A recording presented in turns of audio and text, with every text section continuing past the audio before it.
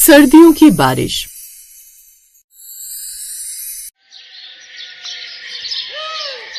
बाहर बहुत तेज बारिश हो रही होती है कि तभी पिंकी और राजू अपने घर से बाहर आते हैं और बारिश में खेलने लगते हैं। वो दोनों खेल ही रहे होते हैं कि तभी उन दोनों की माँ सुनीता घर के दरवाजे पर खड़े होकर हाथों में तौलिया लिए उन दोनों को आवाज लगाती है, राजू पिंकी बहुत खेल लिया तुम दोनों ने, अब घर में आओ वरना सर्दी लग जाएगी। अरे माँ सर्दी है तो क्या हुआ, वैसे सर्दी की बारिश में ही तो मजा आता है।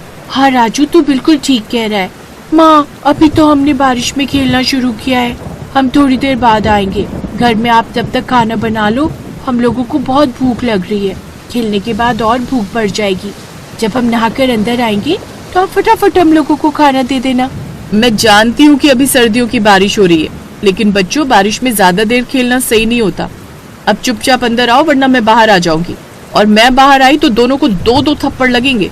माँ की बातें सुनकर राजू और पिंकी एक दूसरे की शक्ल देखते हैं और अब चुपचाप घर के अंदर चले जाते हैं। जिसके बाद वो दोनों एक एक करके अपना शरीर तौलिए से पोंछते हैं और कपड़े बदलकर खाना खाने बैठ जाते हैं। तभी वहाँ उनकी दादी आती है और कहती हैं, बच्चों बारिश में ज्यादा देर नहीं खेलना चाहिए, क्योंकि सर्दी की बारिश भले ही मजेदार होती है, लेकिन वो कब हमें बीमार कर जाती है हमें पता नहीं चलता। अभी हमारे पास इतने पैसे नहीं कि तुम लोग बीमार पड़ जाओ तो हम तुम्हारा इलाज करवा सके। तुम जानते हो ना तुम्हारे पिता महेश मजदूरी करके इस घर का गुजारा करते हैं। दादी की ये बात सुनकर राजू और पिंकी थोड़े सहम जाते हैं। उन्हें पता है कि उनके घर के हालात थोड़े तंग हैं, लेकिन बच्चों का मन तो चंचल होता है। वो दोनों खाना खाने बैठ तो जाते हैं, पर उनका ध्यान अभी भी बाहर की बारिश और उस ठंडी हवा में ही अटका होता है। दादी आप तो हमेशा पैसों की बात लेकर बैठ जाती हैं। पापा मजदूरी करते हैं तो क्या हुआ, हम कभी बीमार नहीं पड़ते ना। और देखो बारिश कितनी अच्छी लग रही है। हाँ दादी, और मम्मी ने आज खाना भी कितना टेस्टी बनाया है। ये आलू की सब्जी और गरम रोटियां खाकर तो मजा ही आ गया। मम्मी थोड़ा और अचार दो ना। अचार तो ले लो, पर याद रखना कि अगर गला खराब हुआ तो मैं तुम्हें कोई दवाई नहीं दिलाऊंगी। चुपचाप ये खाना खाओ और सो जाओ। इस तरह सभी लोग आपस में बातें कर ही रहे होते हैं कि तभी बाहर से जोर जोर से दरवाजा खटखटाने की आवाज आती है। सुनीता हैरान हो जाती है कि इस बारिश में कौन आया होगा। वो जाकर दरवाजा खोलती है तो देखती है कि महेश पूरी तरह से भीगा हुआ खड़ा है। सुनीता जल्दी से तौलिया लाओ, मैं तो पूरी तरह भीग गया हूँ। रास्ते में बहुत तेज बारिश शुरू हो गई थी। सुनीता भागकर तौलिया लाती है और महेश को देती है। महेश अंदर आता है और अपने गीले कपड़े बदलने लगता है। राजू और पिंकी अपने पापा को देखकर थोड़े उदास हो जाते हैं, क्योंकि पापा बहुत थके हुए लग रहे थे। आज तो काम भी पूरा नहीं हो पाया। ठेकेदार ने बोला कि जब तक बारिश नहीं रुकेगी तब तक काम बंद रहेगा। अब पता नहीं कल काम पर जाना होगा या नहीं। अगर बारिश ऐसे ही चलती रही तो इस महीने का खर्चा निकालना मुश्किल हो जाएगा। देखा सुनीता, मैं यही कह रही थी कि ये बारिश देखने में तो अच्छी लगती है, पर हम जैसे गरीबों के लिए ये मुसीबत बनकर आती है। महेश तू जल्दी से हाथ मुंह धोकर खाना खा ले। महेश खाना खाने बैठता है, लेकिन उसका मन उदास होता है। उधर बाहर बारिश और भी ज्यादा तेज हो जाती है। बिजली कड़कने की आवाज से पिंकी डर जाती है और अपनी माँ के पास जाकर बैठ जाती है। मम्मी ये बिजली क्यों कड़क रही है, मुझे डर लग रहा है। कुछ नहीं है बेटा, बस बादल गरज रहे, तू जल्दी से सो जा। रात के करीब 12 बज रहे होते हैं। पूरा परिवार सो रहा होता है, लेकिन अचानक छत से पानी टपकने लगता है। पुराने घर की छत अब इस तेज बारिश को झेल नहीं पा रही होती है। मम्मी देखो मेरी चादर गीली हो गई है, छत से पानी गिर रहा है। सुनीता और महेश झट से उठते हैं, देखते हैं कि छत के 2-3 कोनों से पानी टपक रहा है। महेश तुरंत खाली बाल्टियां और बर्तन लाता है और वहाँ पर रख देता है जहाँ से पानी गिर रहा होता है। ये छत भी अब जवाब देने लगी है। पिछले साल सोचा था कि इसकी मरम्मत करवा दूंगा, पर पैसे ही नहीं जुड़ पाए। अब क्या करेंगे, बच्चों के बिस्तर तो गीले हो रहे हैं। पापा हम सब एक ही कोने में बैठ जाते हैं जहाँ पानी नहीं गिर रहा। राजू की बात सुनकर पूरा परिवार एक कोने में सिमट कर बैठ जाता है और बाहर ठंड बढ़ती जा रही होती है और अंदर छत से टपकता पानी उनके डर को बढ़ा रहा होता है। पूरी रात किसी की भी आंख नहीं लगती। सुबह होती है तो बारिश थोड़ी धीमी होती है, पर रुकती नहीं है। महेश तू आज काम पर मत जा, तेरी तबीयत ठीक नहीं लग रही है। रात भर जागने से तेरी आंखें लाल हो गई हैं। माँ अगर आज नहीं गया तो कल घर में राशन कैसे आएगा, मुझे जाना ही होगा। महेश जबरदस्ती तैयार होकर काम पर निकल जाता है। उधर राजू को अब छींकें आने लगती हैं। अच्छी मम्मी मेरा सिर बहुत भारी लग रहा है। राजू की बात सुनकर अब सुनीता उसके माथे पर हाथ रखकर उसका माथा छूती है। अरे तुझे तो बहुत तेज बुखार है, मैंने कहा था ना कि बारिश में मत खेलो, पर तुम दोनों ने मेरी बात नहीं मानी। अब देखो पापा भी काम पर चले गए और तुम्हारी तबीयत खराब हो गई। मम्मी, मुझे भी थोड़ी थोड़ी ठंड लग रही है। सुनीता की चिंता और बढ़ जाती। वो जल्दी से किचन में जाती है और कुछ जड़ी बूटियां डालकर काढ़ा बनाने लगती है। दादी भी उसकी मदद करने लगती। सुनीता, बच्चों को कंबल उड़ा दे और उन्हें ये काढ़ा पिला। ये सर्दियों की बारिश बहुत जिद्दी होती है, जल्दी पीछा नहीं छोड़ती। इस तरह सुनीता बच्चों को कंबल उड़ा देती है। देखते ही देखते दोपहर हो जाती है, पर महेश वापस नहीं आता। सुनीता बार बार दरवाजे पर जाकर देखती है, तभी पड़ोस की रहने वाली विमला आती है। सुनीता, अरे ओ सुनीता, सुना तूने? जहाँ महेश भाई काम करते हैं वहाँ की दीवार गिर गई बारिश की वजह से। ये सुनकर सुनीता के पैरों तले जमीन निकल जाती है। वो पागलों की तरह भागती है और राजू और पिंकी भी बीमार होने के बावजूद दरवाजे तक आ जाते हैं। क्या कह रही हो विमला बहन, मेरे पति ठीक तो है ना? मुझे बस इतना पता चला है कि कुछ लोग घायल हुए हैं, तो जल्दी वहाँ जाकर देख। सुनीता बिना कुछ सोचे समझे उसी बारिश में भागने लगती है। उसके दिमाग में बस महेश का चेहरा घूम रहा होता है। जब वो वहाँ पहुँचती है तो देखती है कि बहुत भीड़ जमा है। एम्बुलेंस खड़ी है और लोग इधर उधर भाग रहे हैं। महेश, महेश, आप कहाँ हो? तभी उसे कोने में महेश बैठा हुआ दिखता है। उसके हाथ में पट्टी बंधी होती है और वो दर्द से कराह रहा होता है। अब ठीक तो हो ना? मुझे बहुत डर लग गया था। घबराओ मत सुनीता, मुझे ज्यादा चोट नहीं आई है। बस दीवार का एक पत्थर हाथ पर गिर गया, पर आज की दिहाड़ी भी चली गई और अब कुछ दिन काम भी नहीं कर पाऊंगा। सुनीता महेश को लेकर घर आती है। घर में बच्चे अपने पापा को इस हालत में देखकर रोने लगते हैं। पापा, हमें माफ कर दो, हमने आपकी बात नहीं मानी और बारिश में खेले। हमारी वजह से शायद ये सब हो रहा है। अरे नहीं बेटा, इसमें तुम्हारी कोई गलती नहीं है। ये तो बस बुरा वक्त है जो कट जाएगा। अगले कुछ दिन घर में बहुत शांति रहती है। महेश काम पर नहीं जा पाता और बच्चों की तबीयत भी धीरे धीरे ठीक हो रही होती है। तभी एक दिन अचानक ठेकेदार घर आता है। महेश, कैसे हो भाई?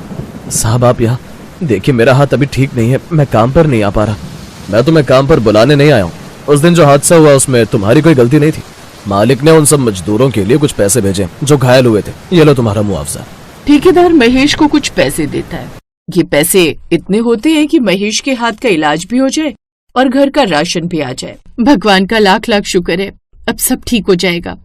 देखा बच्चों, मुसीबत आती है तो रास्ता भी साथ लेकर आती है, पर इसका मतलब ये नहीं कि तुम फिर से लापरवाही करो। नहीं दादी, अब हम कभी ऐसी गलती नहीं करेंगे। हम समझ गए कि मेहनत और समझदारी क्या होती है। हाँ मम्मी, अब हम सिर्फ धूप में खेलेंगे, बारिश में तो बिल्कुल नहीं। बाहर अब बारिश रुक चुकी होती है और हल्की हल्की धूप निकलने लगती है। घर की छत से अब पानी नहीं टपक रहा होता और चारों तरफ एक सुकून भरा माहौल हो जाता है। राजू और पिंकी अब समझदार हो गए होते हैं और महेश के चेहरे पर भी अब कोई चिंता नहीं होती।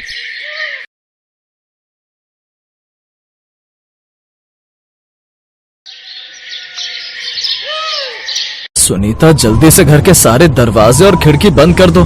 बाहर काफी तेज आंधी आ रही है। ऐसा लग रहा है मानो बाहर बहुत तेज बारिश होने वाली है। ये आप कैसी बातें कर रहे हैं जी? अगर बारिश हो तो हम लोग सोएंगे कहाँ? आप तो जानते हैं कि हमारी छत टूटी हुई है। एक तो ये ठंड, ऊपर से इस बारिश का कहर। भगवान जाने अब हम क्या करेंगे।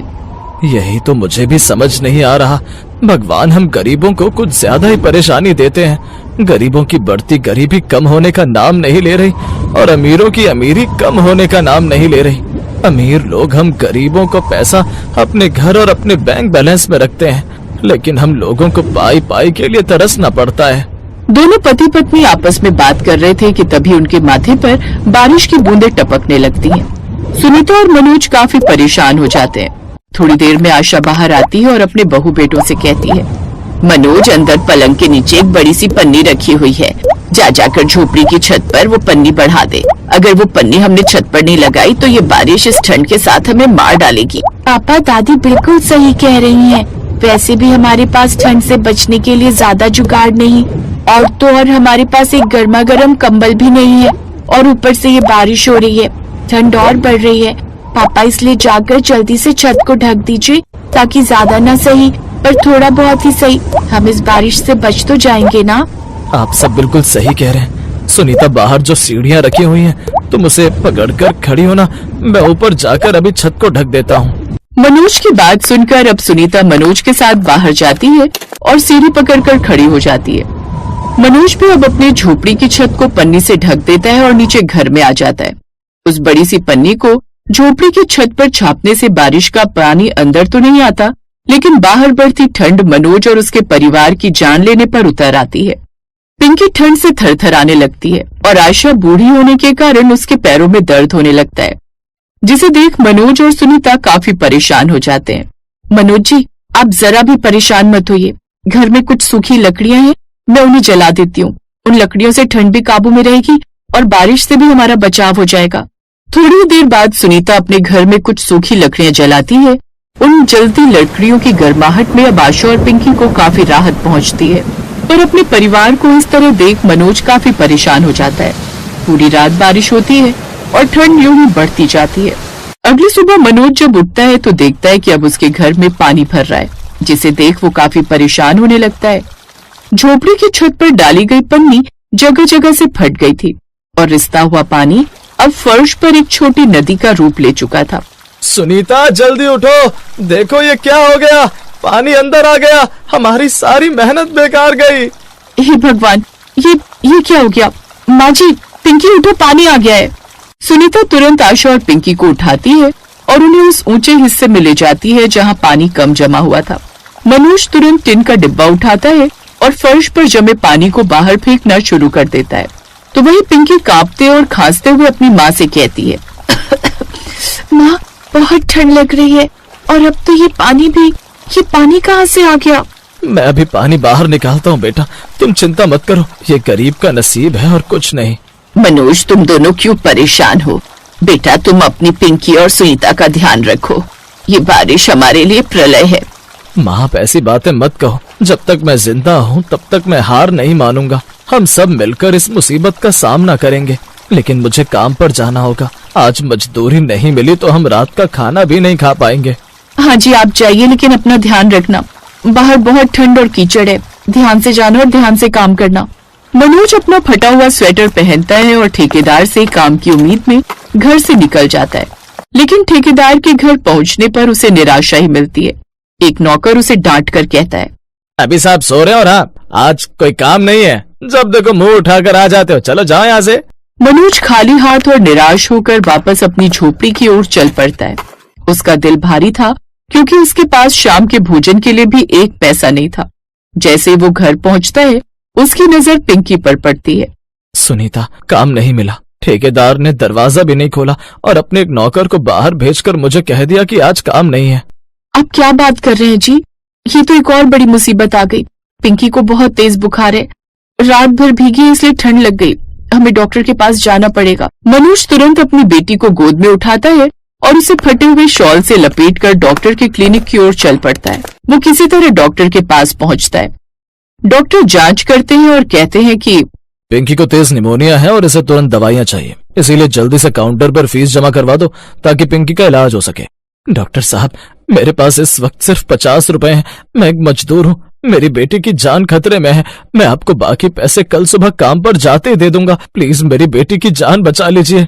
माफ करना, बिना पैसे के दवाई नहीं दे सकता मैं, नियम तो नियम है।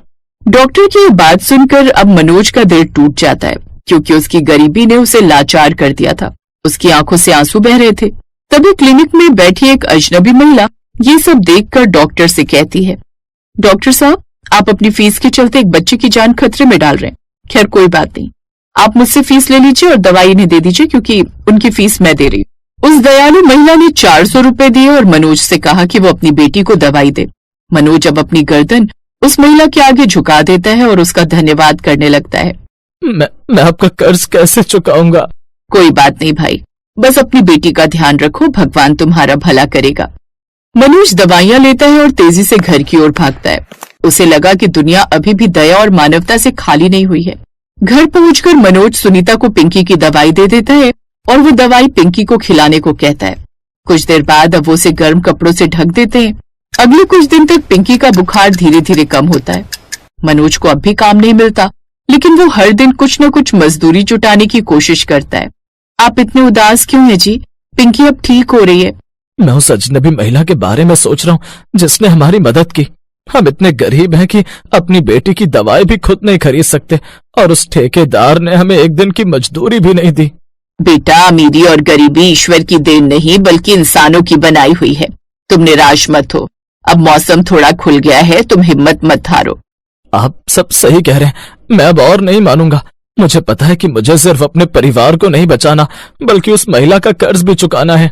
सुनीता, आज से हम फिर से शुरुआत करेंगे। मैं आज से सिर्फ मजदूरी ही नहीं बल्कि एक बेहतर जिंदगी कमाने की कोशिश करूंगा। हम इस झोपड़ी को बदल कर रहेंगे। ये बारिश हमें तोड़ नहीं सकती। हम इस ठंड और इस गरीबी को हरा कर रहेंगे। हम आपके साथ हैं जी, हम जरूर जीतेंगे। मनोज अपने घर की टूटी फूटी दीवारों को देखता है। बारिश का पानी और ठंड उन्हें डरा नहीं पाई थी, क्योंकि उनके पास आपसी प्रेम और अटूट साहस की गर्मी। Thanks for watching.